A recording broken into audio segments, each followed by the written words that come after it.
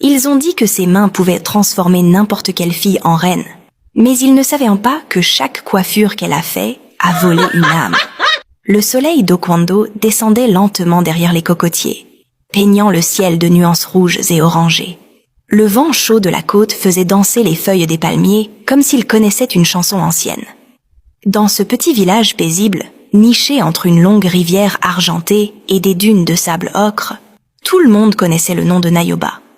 Nayoba avait 17 ans. Elle était fine, discrète, avec un sourire doux et une manière de marcher si légère qu'on aurait dit que ses pieds flottaient sur la poussière.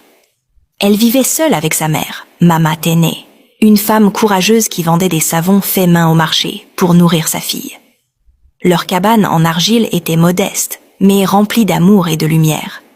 Chaque après-midi, lorsque les travaux du marché se terminaient, Nayoba s'installait sous un grand manguier au bord de la rivière, avec un vieux panier tressé rempli de peignes en bois et de rubans colorés. C'est là qu'elle coiffait les filles du village. Ses doigts semblaient faits de soie. Ils glissaient entre les cheveux comme une rivière tranquille, et chaque tresse qu'elle faisait semblait raconter une histoire silencieuse. Si Nayoba touche ta tête, même la pluie s'arrête pour admirer, disait souvent une vieille femme en riant. Les enfants riaient, les jeunes filles s'asseyaient en file indienne, attendant leur tour, et même les mères les plus dures souriaient en voyant les coiffures terminées.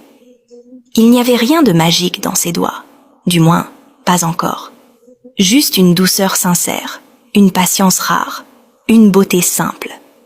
Nayoba aimait sentir les cheveux glisser entre ses mains, aimait entendre le rire des filles, aimait voir leur visage s'illuminer devant leur reflet dans l'eau. Elle ne cherchait ni gloire ni fortune, juste la paix. Ce soir-là, alors que le ciel virait au violet profond et que les oiseaux rentraient à leur nid, Nayoba leva les yeux vers la rivière. L'eau brillait doucement sous les dernières lueurs du soleil.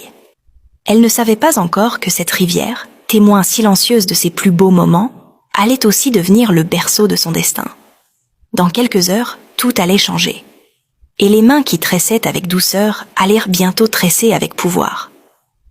La nuit était tombée sur Oquendo comme une couverture lourde. Pas une étoile ne brillait dans le ciel. La lune, d'habitude si présente, s'était cachée derrière un voile noir. Même les grenouilles, qui chantaient chaque soir au bord du fleuve, étaient étrangement silencieuses. Dans sa petite cabane, Nayoba regardait sa mère dormir. Elle devait aller chercher de l'eau pour le lendemain. Habituellement, elle le faisait en plein jour. Mais ce soir-là, quelque chose en elle la poussait à y aller maintenant. Elle prit sa calebasse et sortit dans la nuit. Le sol chaud sous ses pieds